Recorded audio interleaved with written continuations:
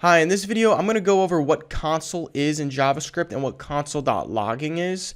This is going to be a very important debug tactic we're going to be doing when we encounter issues and problems inside of our code. So, to begin, the tool is the console log, and it looks like this.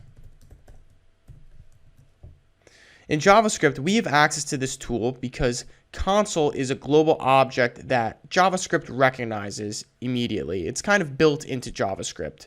There's a little bit more complex explanation involving the V8 engine as well as Node.js itself, but all we need to know is that we can always access this console object right here. And the console object, if you want to think about it like a bucket, it has a lot of things that are inside of it, and one of which is the log function. And this log function allows us to print out information to terminals when we run the program. This is going to be important when we do debugging, and debugging is the process developers undertake to find problems or the bugs in their code. And there are many different ways a developer can debug, but this is one of the most common tactics used. Now, to use the console.log is simple. As I've shown you, you write console.log in 2 parentheses.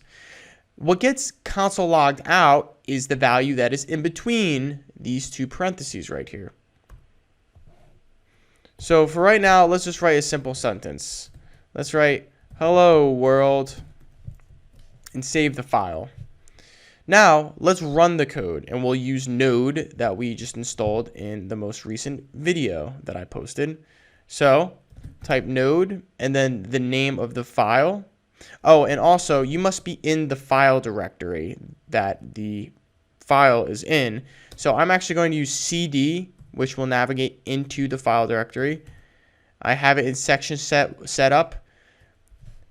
You type the name of the folder and any following folders that it's in to go into the directory that it's in. Sorry if that's a little complicated. I will explain that in future videos, but bear with me.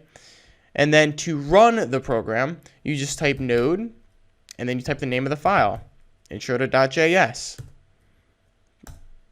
And hello world, it gets printed out right here. So cool, we've written this line of code. In future videos, I'm going to be giving you more examples, and we're going to see more use cases of when you use console.log.